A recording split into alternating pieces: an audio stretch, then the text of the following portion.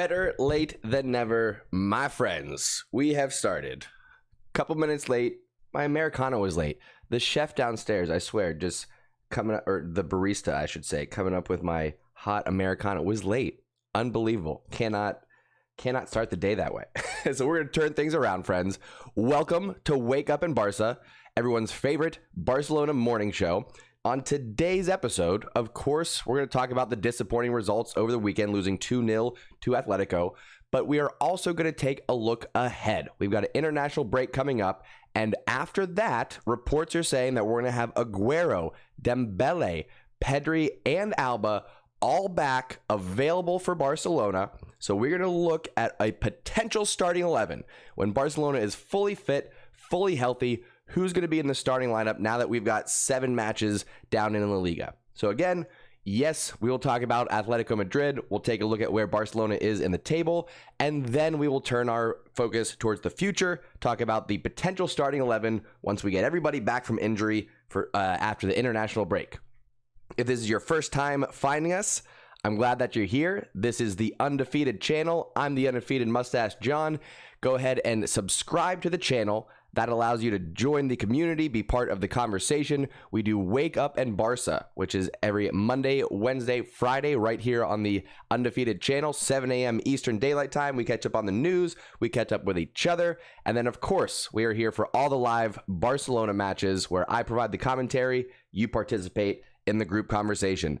Before we get in to talking about Atletico Madrid and then looking ahead to a potential starting 11 once we're returned from injuries, you know, we got to start things off the right way, my friends. Ladies and gentlemen, you are now tuning in to the Undefeated Mustache John. Okay, we are live. Friends, let's get caught up on the chat. Let's see who's with us here today. Grim, hello. Levi's here with us. Coffee, of course. Culers, good morning. Leader of the Stash Squad. Culers, since you started that and you're really pumping it, I dub you, what would you be? Sergeant of the Stash Squad? You can come up with your own title, Culers. You are leader of Stash Squad. I dub thee. Levi, we're doing all right. We're hoping for some better weather today. It was rainy for most of the weekend. My hair is all tangled. I think I actually need to wash it here today, maybe, potentially. We'll see. Disappointing results against Atletico, of course. Barcelona had a majority of the possession. Let's start out, friends, by looking at the stats. How about that? Let me pull this up real quick, and we'll take a look at the stats against Atletico Madrid, because yes, we lost 2-0, but it wasn't as bad as everybody was saying. So let's jump over to screen share here. Boom. I love this stream deck. It's so cool. All right. Barcelona, Atletico Madrid, 2 goals, both supplied by Luis Suarez. One he set up, one he put in the back of the net himself, both off of counterattacks, which has been the MO for Barcelona so far this season. If you look at the stats, this is where it's a little bit misleading. Shots 6-9, shots on target 3-2, possession 71% possession, friends. That's where it starts to get a little bit frustrating. We had more than twice as many passes as Atletico. We had 728, they had 303, 89% passing accuracy. We had fewer fouls, fewer yellow cards. Offsides 3 times, we had more corners, 6-2. So tell me, how does that happen? How do we lose that match? How do we lose 2-0? I have some theories. I've talked about it. Ronald Koeman has also brought it up, but I want to see what your opinion is. With the stats that we just saw, more possession, more shots, more passing, how do we still lose that match? We can start the conversation there. Got big old hair in my mouth. Let's see if I missed anybody. Alex, good morning, sir. Mr. Hustle's with us. Vipula, hello. Oh, boy. What else? Kule Alucard, good morning. Simon's here with us all the way from Ireland. Hello. Memphis has been having a couple of off days. Had tremendous performance first few matches for Barcelona, and I feel like, I don't know if it's just if he's getting in his head a little bit, if maybe the pressure's starting to toll, if it's, starting to become a reality that, until the return of Ansu Fati, he was basically just up there by himself. Not sure.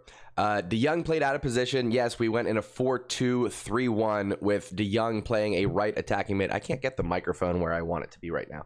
4-2-3 attacking with De Jong on the attacking side there, and just out of place, out of position. And spoiler alert, offensive passing percentage 39%.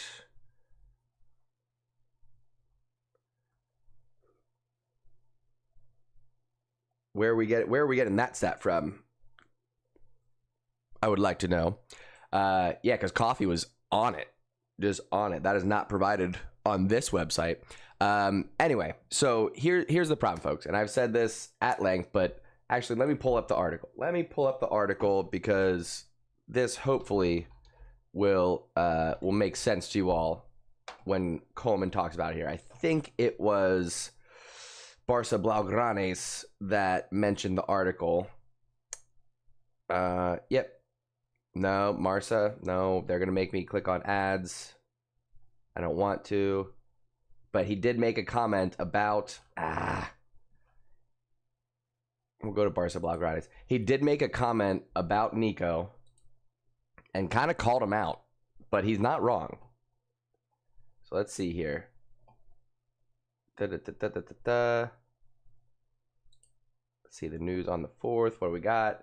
Challenges awaiting. Another international break. Yada, yada, yada. Spain squad. Goodness. Come on. Give me what I saw before. I'll try to click on that Marca article, but I guarantee you it's just not going to give me what I want. Could almost guarantee it. Whatever. I'll accept the cookies. Okay? I do it for you all. Okay, let's see. This is what he said, and this is what I have been talking about all year long, all summer long. Let me zoom in so you all can read this with me, all right? This is incredibly important. You can't leave so much space when we lose the ball in the midfield. We need to track our marker, but Nico left Lamar alone, Koeman said after the match. I have been saying this ad nauseum since the end of last season, that Barcelona's biggest problem is not being able to stop counterattacks. I'm sure a lot of you have already started blaming Ter Stegen, Piqué, Araujo, maybe even Des for getting caught upfield. And yes, they can take some responsibility, some of the blame, but the majority of the problem is not reflected in the symptom of the goal being scored in the defense. The problem, the cause, the root cause of us losing these matches and giving up goals is not stopping the counterattack early while we still have the ball in the attacking half. Stay with me. Barcelona win the ball. We push forward. We get possession around the box. We take a shot or we lose it. Either way, the other team gets the ball. What's happening right now is they are getting quick outlet passes to a forward. Then their midfielders are joining in the attack. Quick pass to one of those midfielders. Our midfielders aren't dropping back to keep up or can't keep up because of lack of pace. And now we're getting our defense overwhelmed by a counterattack. As opposed to if we have more pace, more physicality, more defense in that midfield, it gets shut down. As soon as we lose the ball, high pressure, close down defense, win it back high up the field, and that counterattack doesn't start. That's all. That's all we got to do. It's actually pretty simple. It's pretty simple. So I've been saying it about Busquets, that he doesn't have the pace. Nico is not as slow as Busquets, but you can see here, did not have the tactics right, wasn't aware of his responsibility, or just didn't have the right attitude, didn't want to chase back for Lamar. Either way, if you know what you're talking about tactically, this isn't a surprise.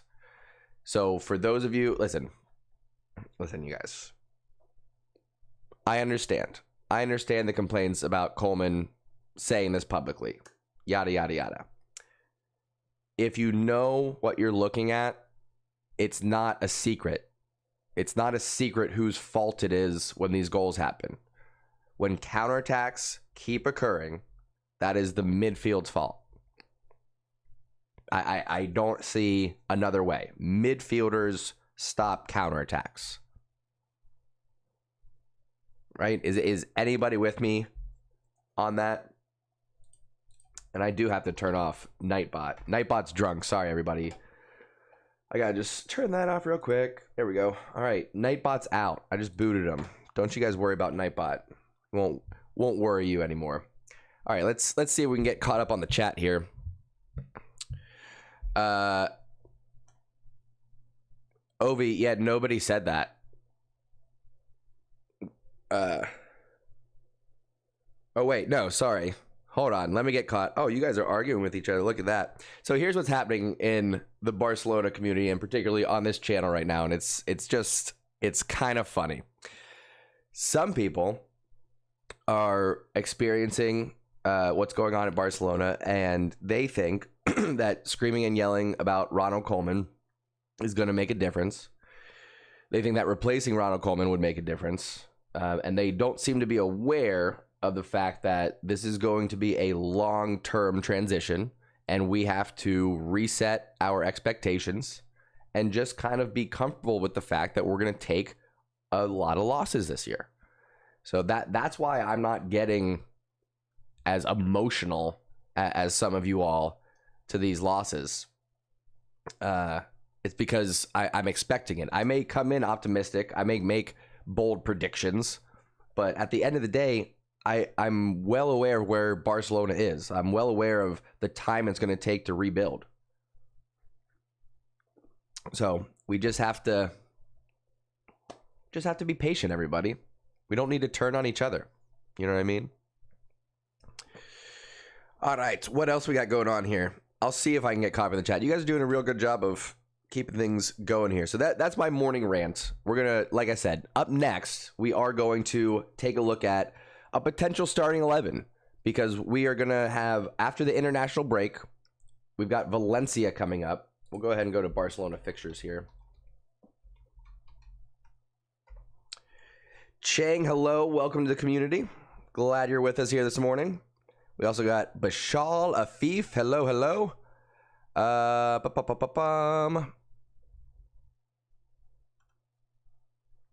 Okay, let's see. Afif says, saw a report that Barca have reached an agreement with... Nope, shut up. Nope. Don't care about your report. Nonsense. That's why I don't... So, I love you all. But don't come in here with fake news and then be like, John, keep looking, keep looking. I love you guys. I love you guys very much. All right, Barcelona fixtures. We've got tough results there. Tough results there. Sunday, October 17th, 3 p.m., my friends. That is Barcelona's next match. And by that time, reports are saying that we're going to have Aguero, Pedri, Jordi Alba, and Dembele. Excuse me, had to snort there. All back from injury. So what I want to do is take a look at Barcelona's potential starting 11 once we are fully fit and healthy. See what we can shake out here. I see people talking about Trincao in playing for Wolves. It's one match. And again, I don't understand the mentality of let's just focus on all the negative stuff. Let's talk about all the what ifs. Let's daydream about a different manager. Let's daydream about players that we have sold or loaned out and wish that they were still here. Yada, yada, yada, yada. So we'll see. Barcelona injury news. See if there's any updates outside of what I already know. September 24th, that's still a while ago. Let's go to FC Barcelona, see if they have anything up, and then we're going to go to a potential starting 11. That's what we're going to do next. Let's go to first team latest. 4 from Barca in Spain squad. That'll be good. Get some players a chance to go out and play with a squad that maybe isn't in such a rough patch right now. Barca's challenges after the break. I know I saw something saying that players were coming back. We'll take a look at this article real quick. Bashal, do not spam the chat, dude. Do not spam the chat. Not cool. And you're also wrong.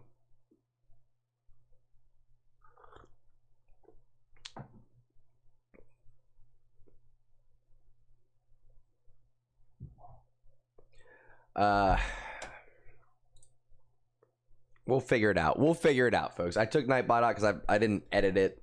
I could just jump in and turn off that message, but I don't want to. Plus, I want to take a look ahead at things.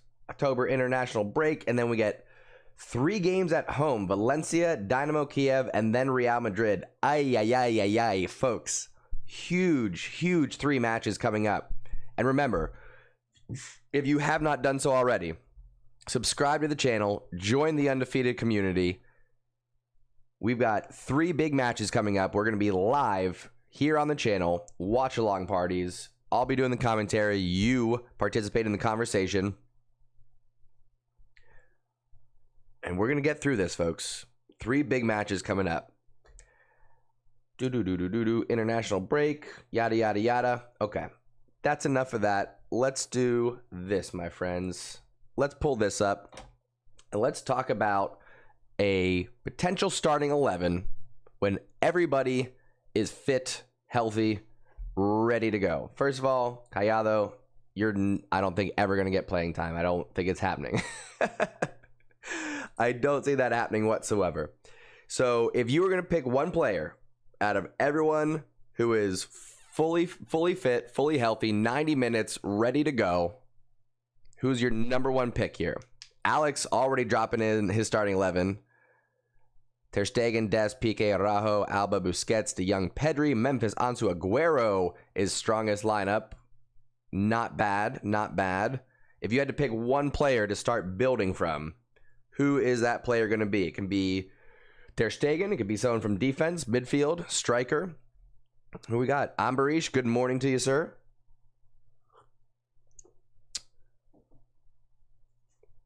Bashal, I don't think anyone has ever accused Levi of being overly optimistic. I don't think that's ever happened. You know I love you, Levi, but I don't think that's happening. Vipula going for Ter Stegen. Chang says go with Dest at left back.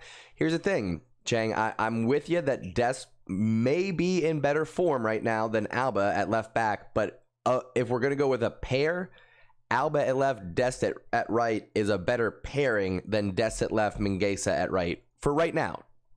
But Mingueza had an amazing match against Levante. I will say that. Levi says Balde at left back over Jordi Alba. Is that what we're saying? Harshal going for Araujo. Coffee, I'm with you. I cannot imagine Ronald Koeman is gonna put Jordi Alba on the bench and slide Dest over permanently. I just can't see that happening. Yeah, Kudos. We all know Levi's probably the biggest optimist on the channel here. Alex wants to start with Busquets. I hear you out of respect, but no, I don't want to. I am going to start with De Jong. That's who's starting. And just based off his position, you probably know what I'm going with the midfield. Here's what I'm going to do, folks. I'm going to give you what I think Ronald Koeman will go with, and then we can kind of critique it and break it down a little bit from there. So with everybody fully match fit, I think De Jong starts us off. Alongside him in the midfield, he's pretty much undroppable for Ronald Koeman. And I appreciate him. I love him. I have a tremendous amount of respect for him. But we need to find someone younger and faster sooner rather than later to replace the number 5 Busquets, who will be holding on to that defensive mid role. And then alongside next to him, we've got the young Pedri providing some creativity, some spark in that midfield. I know we have a lot of other options. We've got Ricky Puig. We've got Gavi. We've got Nico. We've got Coutinho, who could also play in the forward three. So we have our options there. But for me, thinking about what Ronald Koeman is going with, what he prefers, I don't see him moving on from Busquets this year. I've been calling for a defensive mid to come in at Barcelona for a couple of years now. Hasn't happened. It's what we're missing. Looking at the defense, who's our best center back pairing? We've got Lenglet, Umtiti, Mingueza, Araujo, Piqué, and Garcia to choose from. So give me your top two center backs that we're going to go with. If everybody's fully fit, who's Ronald Koeman going with for his top two?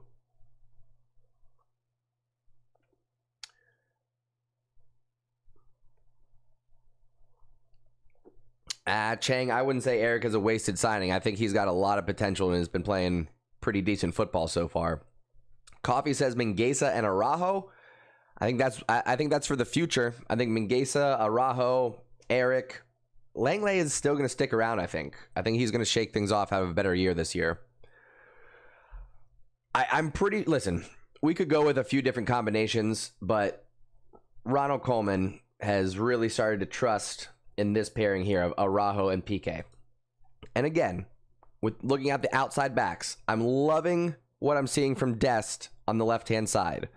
But if you look at what is going to be Ronald Koeman's squad, Dest is going to go back to the right. Jordi Alba, where are you at, friend? There he is going to sneak into the left here. Listen, Jordi Alba knows that he's on the hot seat a little bit. Jordi Alba knows that his starting spot is no longer secure, that there's a possibility Dest could move over and have Mingueza play in that right back spot. That is a possibility. But for right now, let's assume this. Let's say that maybe Dest switching over to the left-hand side and this uptick in formation is just a coincidence. Maybe his confidence is actually the factor. If we can get Dest to play on the right side as well as he has been playing on the left-hand side, then I think we'll be good to go with this formation here. You guys know darn well it's going to be Marc-Andre Ter Stegen between the posts. And that leaves us with our front three, my friends. So what do we got? I'm thinking it's pretty obvious who our front three is going to be. You guys know it. You guys know it. Love it. Sergio Roberto, Luke de Jong, and Goatweight, baby. That is our best front three pairing. I don't know why Ronald Koeman hasn't figured this out yet, that this is clearly the tactical gap that he's been missing, is to put the combination of Goatweight, de Jong, and Sergio Roberto up top. It will be a dominant performance. I mean, I'm seeing Champions League. I'm seeing treble, La Liga, Copa del Rey. I'm saying you might as well just give us Champions League now. I don't think anybody's even going to show up to play against this starting 11, you guys. There's no possible way. Goatweight, De Jong, Roberto. There's pace. There's power. There's creativity. There's Tiki. There's Taka. Unstoppable. Let me know what you think in the chat. Obviously, I'm kidding. We're going to have to calm things down. None of those guys are starting. Clearly. We're going Memphis. We're going Fati. We're going Dembele, my friends. That is the starting 11 that we want. And really, it'll be more like Memphis as a false 9 with Dembele and Fati pushing up on the wings. That is the true starting 11. Kuda says, feel like you need the Mario music for that front three. Fair enough. Maybe some clown music. I don't know. Something to set the tone. I don't know. Why were you guys not down with that first front three? I'm not sure what the problem was. Chang coming in from Singapore. Right on, dude. Welcome to the community. Might be our first one from Singapore. It's the first one I remember shouting out. So welcome. Like I said, folks, we've got a big 3 matches coming up ahead of us. We've got international break, but then we have Valencia. We've got Champions League action against Dynamo Kiev, and then October 24th, huge El Clasico coming up. And folks, real quick, while you're giving me some feedback on the lineup, let's take a look at the table, because we are not as out of it as everybody says. I know, listen, we have to start playing well, all right? We have to start performing. But let's look at the table, you guys. We've got a match in hand, first of all right? Keep that in mind. We've got 7 matches. Sevilla could win their match in hand, all right? So it'll be top 4 with 17 points. If we win our match in hand, that puts us at 15. Assuming we win that match, we are only 2 points out of first place with 4 other teams on 17. We have yet to play Madrid. We have yet to play Sevilla. We've already beaten Sociedad. Yes, we lost to Atletico Madrid, but it's a long season, folks. It is a long season. So for anyone who's saying, oh, it's over, throw in the towel, we don't have a chance, I disagree. I think we can focus on the Liga. I think we can focus on Copa del Rey.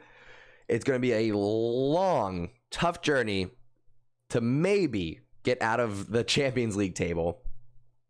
It might be a Europa League for us. That's a possibility, friends. Might be the year. Either way, we're going to have bumps in the road. We're going to have ups and downs, but we're here together. Let's jump back to this lineup real quick.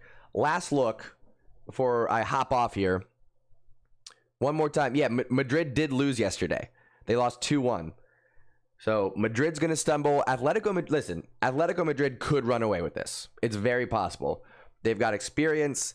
They've got strong tactics. They play together as a team. It's a possibility that Atletico could run away with it. It could be us and Madrid battling to see who's going to be less embarrassing this year a little bit. We shall see. All right. So while you're taking one last look at the potential starting 11 once we are fit and healthy here, let me give one more invitation to any of you that are new to the community. First of all, I'm glad that you found us. This is the Undefeated community. This is your invitation now to come and join us. If you subscribe to the channel, that allows you to participate in the conversation with the fellow Culers from around the world. We've got people from Singapore, Indonesia, India, Ireland, Northern Ireland, England, USA, Mexico, Canada. What am I missing? I know I'm missing some countries here. We've got people from all over the world, so it's cool just to come and hang out with some fellow Culers. This is going to be a rough year for us, so we need to support each other. Yes, we have our arguments. Yes, we have our ups and downs. We have our debates, but it's always respectful. It's always in good spirits. And like I said, anytime that you need that escape, you need that place to come and get away from things, feel that love and support, you got us right here for the Undefeated community. Next up on the channel is going to be Wednesday morning, Wake Up in Barca, 7 a.m. Eastern Daylight Time. That's where I will see you next. And like I said, we've got a lot of action coming up. Big 3 matches after the international break. We'll take a look ahead. We'll talk about all that and more. Let me know down in the comments, if you are watching this later, what you think about the potential starting 11 once we're fit and healthy.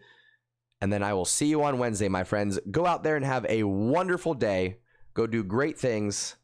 And I will see you next time here on the Undefeated channel. Thanks for tuning in and taking a ride, my friends. Mwah.